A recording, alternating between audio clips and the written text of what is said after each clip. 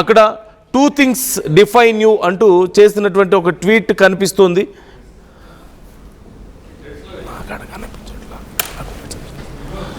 ఈ నేపథ్యంలో ఈ అంశానికి సంబంధించి ఇప్పుడు చాలా పెద్ద రచ్చ జరుగుతోంది.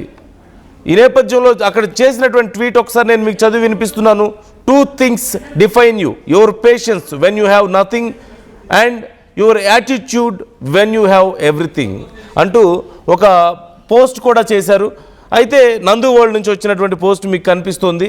అంటే ఏమీ లేనప్పుడు నీ పేషెన్స్ ఎంతగా ఉంటుందో, అన్నీ ఉన్నప్పుడు నీ యాటిట్యూడ్ ఎలా ఉంటుంది అనేది ఆ 2 విషయాలే నిన్ను డిసైడ్ చేస్తాయి, నువ్వేంటో చూపిస్తాయని చెప్పేసి ఒక పోస్ట్ చేయడాన్ని మనం చూస్తూనే ఉన్నాం. సో ఇప్పుడు వాళ్ళు ఉన్నటువంటి కండిషన్ ఏంటి, ఎలా వాళ్ళు గోత్రూ అవుతున్నారు ఈ సిచ్యువేషన్ అనేది మనకు అర్థమవుతుంది. We can see there motivation there.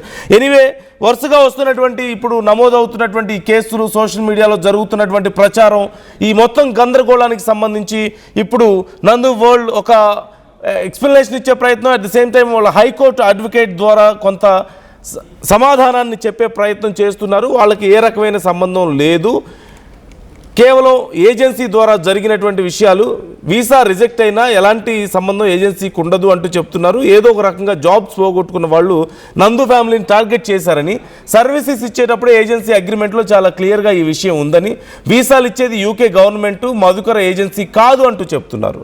ఇప్పటి వరకు యూకేలో ఈ ఏజెన్సీపై ఎలాంటి కేసులు లేవని కూడా చెప్తున్నారు. ఇండియాలో నందు ఫ్యామిలీకి ఎలాంటి బిజినెస్లు కూడా లేవని, నందు ఫ్యామిలీ కంపెనీల మీద 240 కుటుంబాలు యూకేలో బ్రతుకుతున్నాయని కూడా చెప్పడాన్ని ఇక్కడ మనం చూడొచ్చు. And at the same time కావాలని కొంతమంది దుష్ప్రచారం చేస్తున్నారు అనే అంశాన్ని ఇక్కడ చాలా ప్రధానంగా హైలైట్ చేస్తున్నారు. ఇప్పటికే లాయర్ నుంచి వచ్చినటువంటి, వాళ్ళ అడ్వకేట్ నుంచి వచ్చినటువంటి విషయాలు ఒక్కసారి మరింత క్లియర్గా వాళ్ళ మాటల్లోనే చూద్దాం.